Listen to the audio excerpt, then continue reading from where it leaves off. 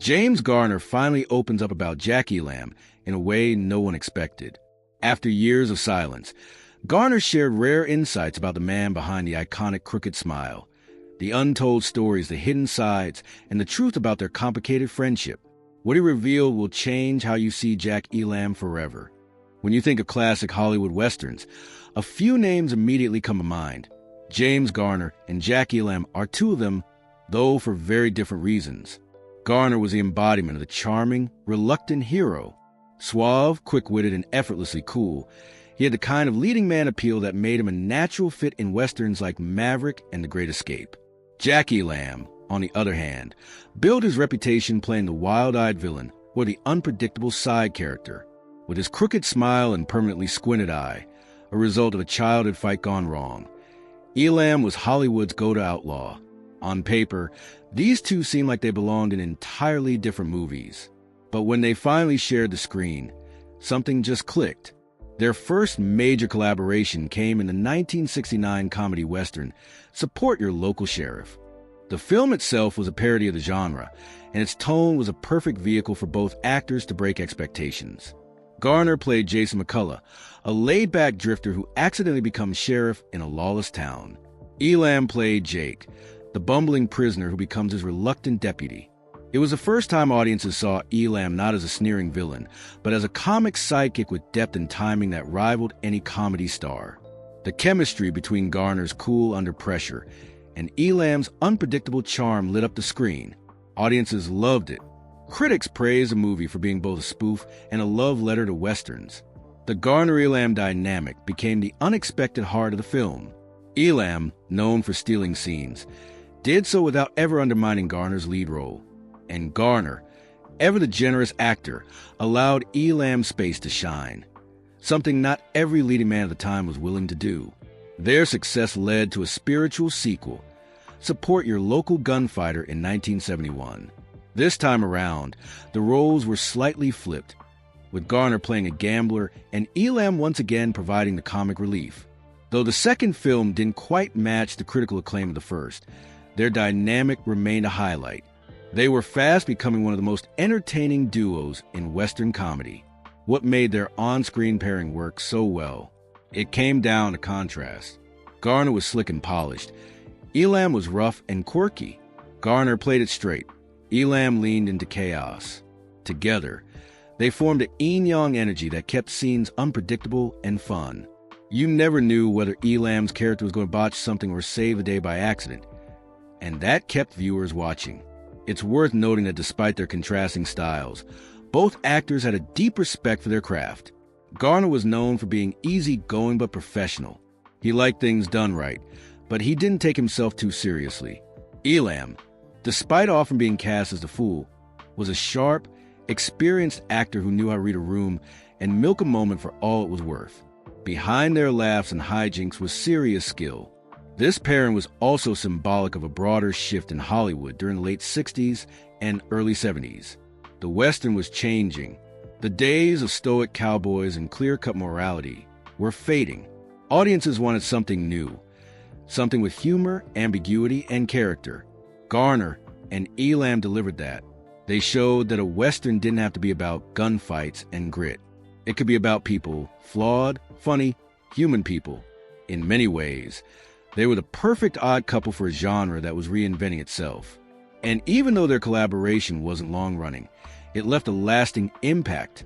For fans of both men, those two films remain cherished examples of what can happen when two very different kinds of stars come together and find a perfect groove.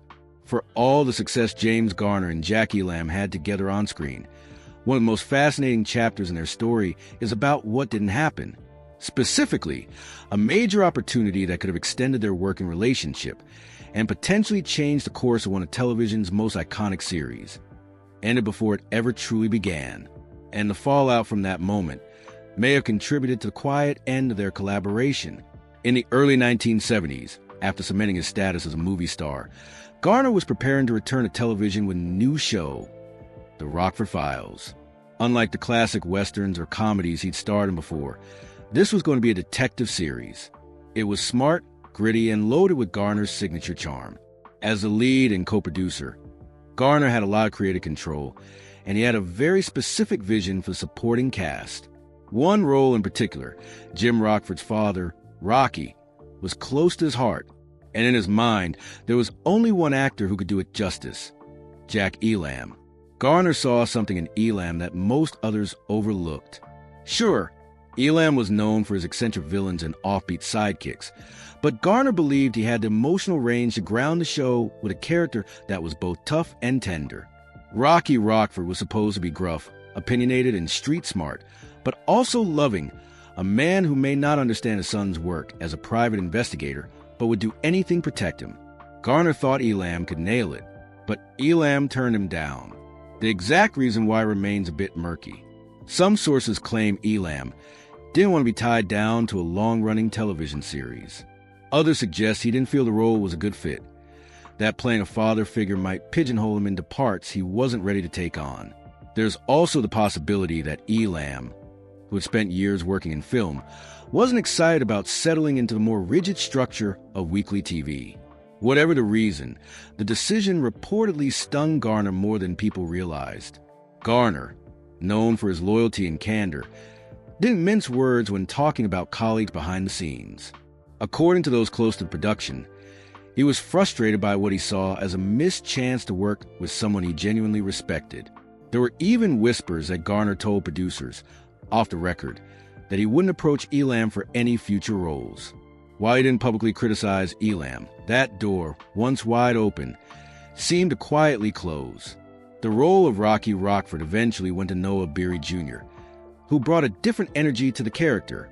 Beery's performance was warm and understated, and audiences grew to love him. But there's always been a lingering question. What would the Rockford Files have looked like if Jack Elam had taken that role? Would it have changed the tone? Would the chemistry between father and son have hit harder, funnier, or darker? It's one of those great Hollywood what-ifs. Elam's refusal didn't ruin the show. Far from it. The Rockford Files became a classic, earning critical acclaim and a massive fan base. But the absence of Elam marked a turning point in his working relationship with Garner. They never collaborated on another major project after that. Sometimes, it's not just the roles actors take to define their careers, but the ones they walk away from. And in this case, that decision echoed more than either man probably expected. But as we'll see next, Jack Elam wasn't finished surprising people, especially when it came to the bold reinvention that would take his career in a totally different direction.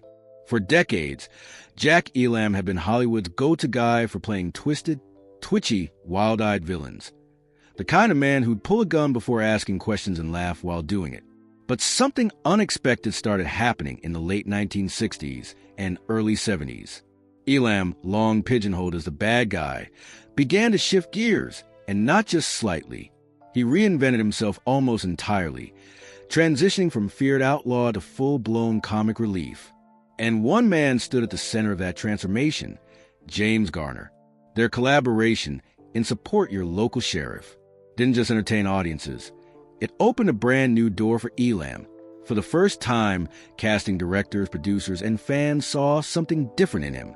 Behind that famously crooked eye and gravelly voice was a gift for timing, an instinct for humor, and, maybe most importantly, a surprising warmth that hadn't been given the spotlight before. It wasn't a total accident. According to crew members from the set, Garner had encouraged Elam to lean into the comedy during filming. He knew the movie's tone needed more than just deadpan wit. It needed chaos, and Elam delivered it in spades. In scene after scene, he'd steal the show with a muttered line, a confused expression, or a perfectly mistimed move that somehow landed just right. Garner wasn't just allowing Elam to shine. He was setting him up to be the punchline. And Elam ran with it. The shift was dramatic.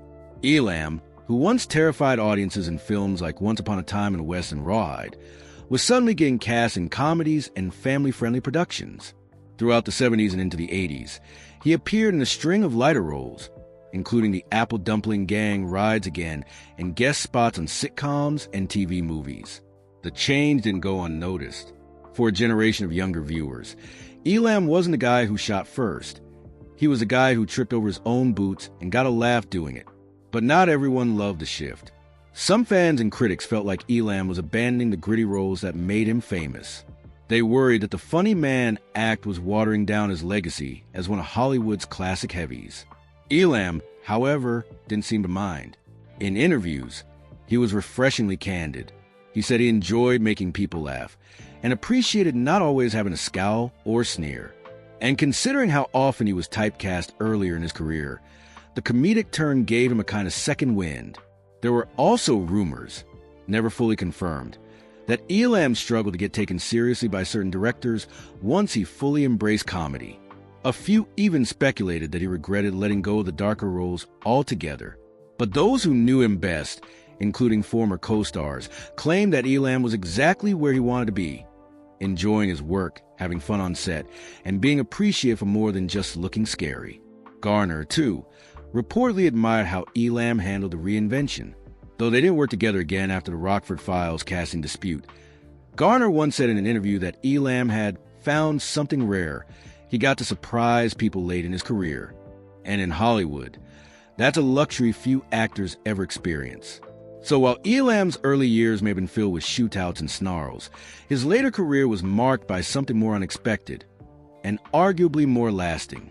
He became a character audiences loved, not feared. And that shift, initiated during his time with Garner, wasn't just a career move. It was a complete reintroduction to an actor many thought they already understood.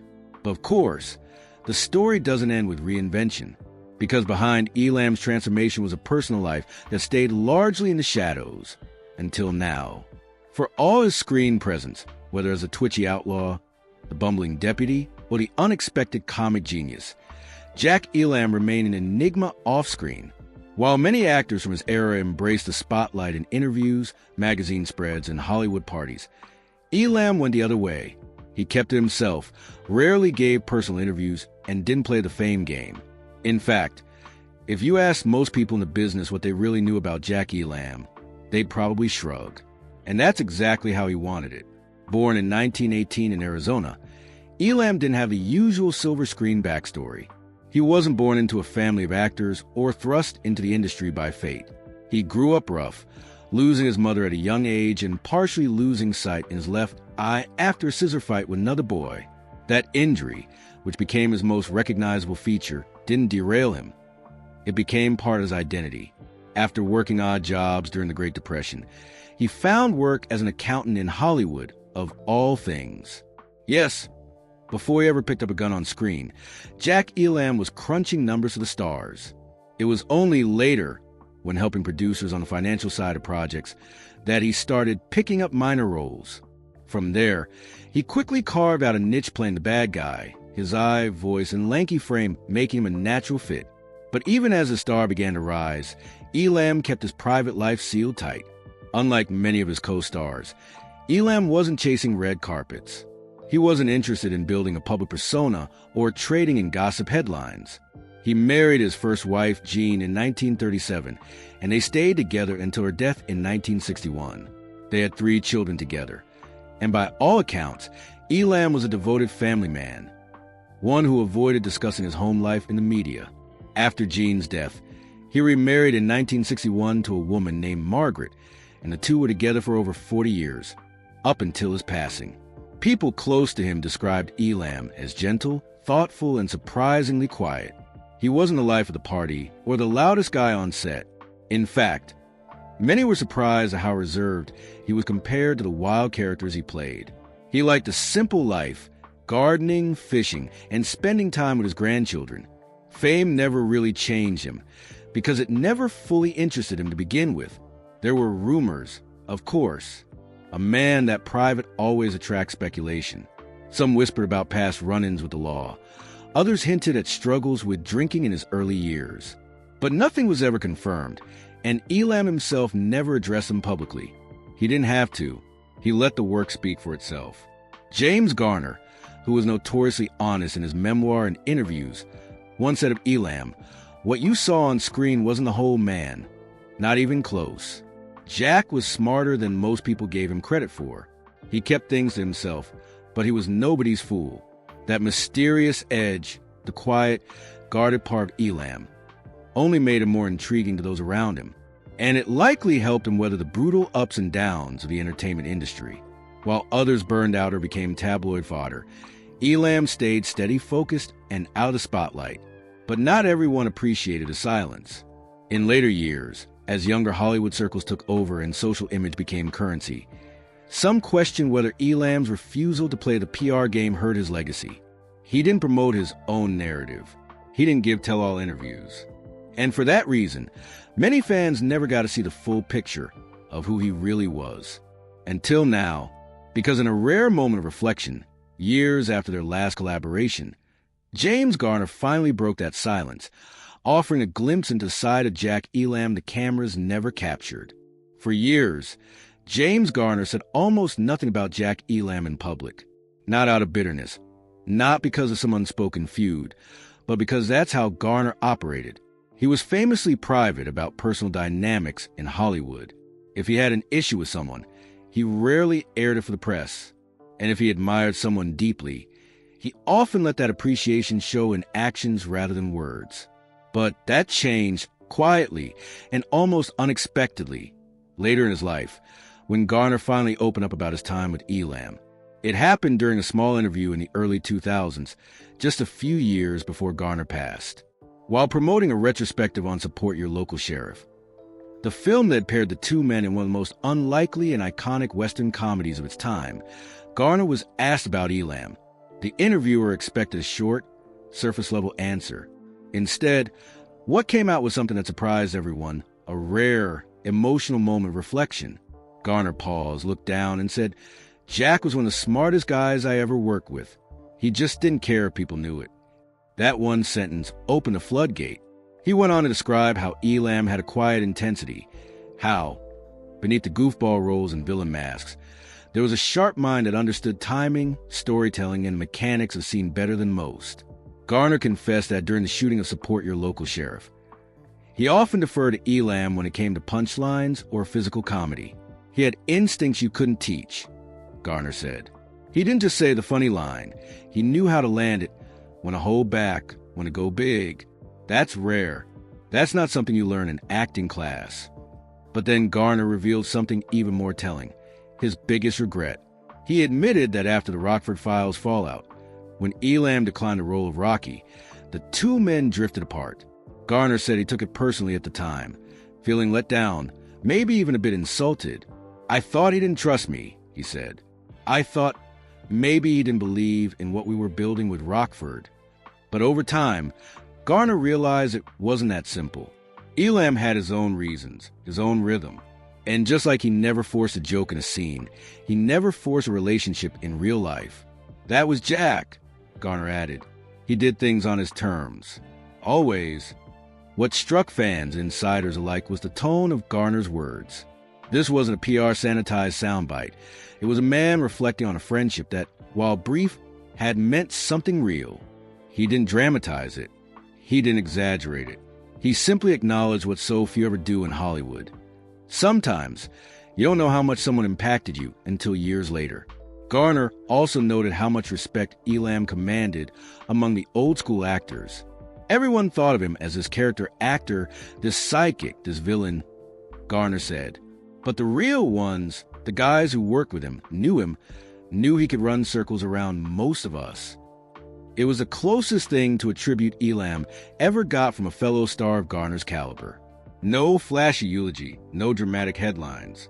Just a moment of honesty, long overdue, spoken with the quiet weight of someone who had nothing left to prove.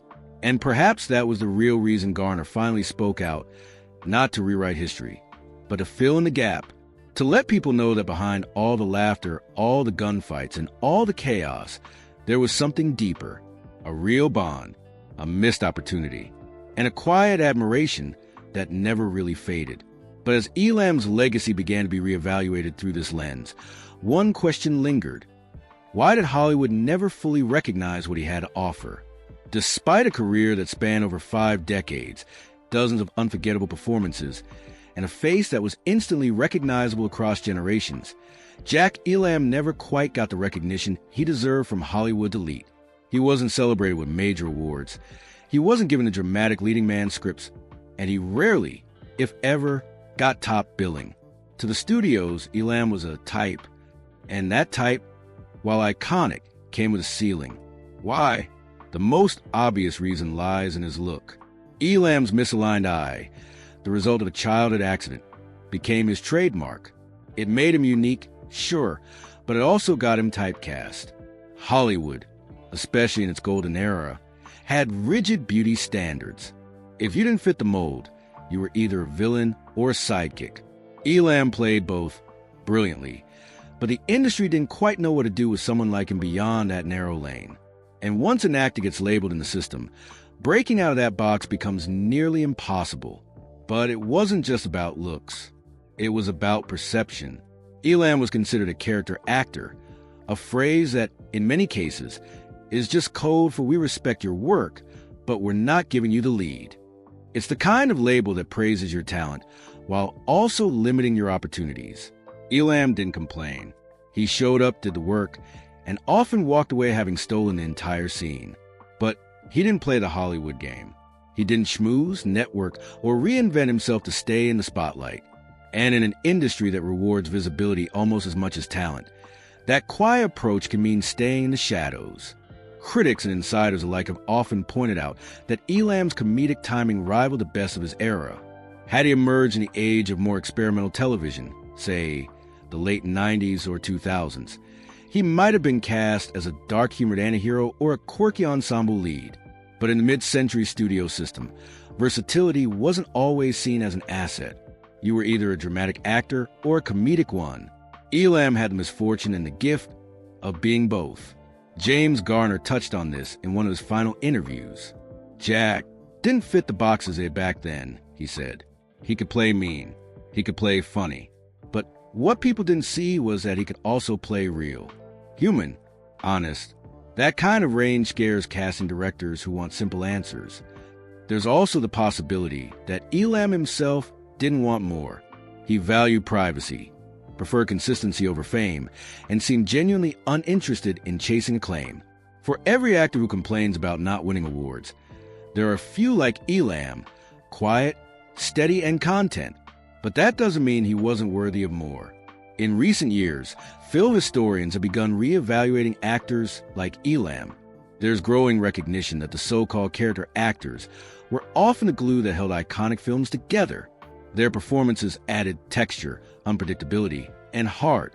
Elam, with his crooked smile and twitchy energy, brought something to every project that couldn't be faked or replicated. Yet, no Lifetime Achievement Award, no star on the Hollywood Walk of Fame, no sweeping tributes from the industry when he passed in 2003.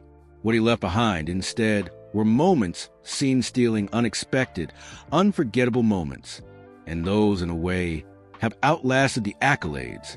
You can't manufacture that kind of presence. You can't teach it. And you definitely can't ignore it, even if the system tried. But as one final chapter would show, even in his last years, Elam still had one more surprise. Something that no one, not even James Garner, saw coming. Just when it seemed like Jack Elam's story was fully told, a rugged character actor with a mischievous smile, typecast of beloved, there was one last chapter that caught even his closest friends off guard. In the years leading up to his passing, Elam quietly embraced a new passion, one that few in Hollywood knew about, and that revealed a surprisingly tender side of the man who had spent decades playing tough guys and comic oddballs. This final twist wasn't about the screen or the spotlight. Instead, it was about art, painting. Late in his life, Elam took up painting as a form of expression and escape. What started as a hobby grew into a serious pursuit. His canvases revealed landscapes of the Southwest, still life scenes, and surprisingly vibrant portraits. Some with mysterious, almost haunting quality that contrasted sharply with his public persona. Elam's art was deeply personal. It wasn't for fame or sale. In fact, very few people even knew he was doing it. Those who did say it reflected a man who was quietly wrestling with his past, his roles, and perhaps even his own identity. The crooked eye that had defined his acting career seemed to soften in these paintings, replaced by a gentler perspective, a man looking inward rather than outward. James Garner learned about the secret hobby only years after Elam's death. In interviews, Garner expressed surprise and admiration. Jack had layers nobody saw, he said. He was tough on the outside, but inside, he was making art. That says a lot about the kind of man he really was. This revelation reframed how many fans and critics looked back at Elam's career. The twitchy villain, the comic psychic, the silent star, none of it told the full story. Behind the roles was a complex individual seeking meaning beyond Hollywood's typecasting. The art was a silent confession, a way for Elam to reclaim parts of himself lost in the chaos of fame and stereotype.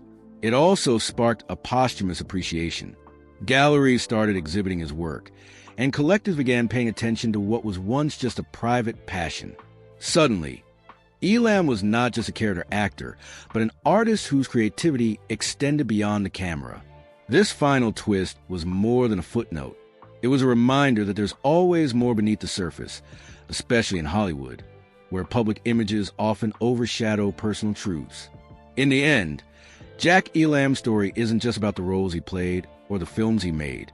It's about a man who defied easy labels, who embraced reinvention, and who, in his own quiet way, left a legacy that goes beyond the screen. James Garner's long silence was finally broken, not with scandal or bitterness, but with respect and a deeper understanding. And that is the lasting truth. Sometimes, the most unforgettable stories come from the spaces between the lines. Thanks for watching. If you enjoyed this deep dive into Jack Elam and James Garner's story, don't forget to like the video and subscribe for more content like this. Hit the bell so you never miss an update. See you next time.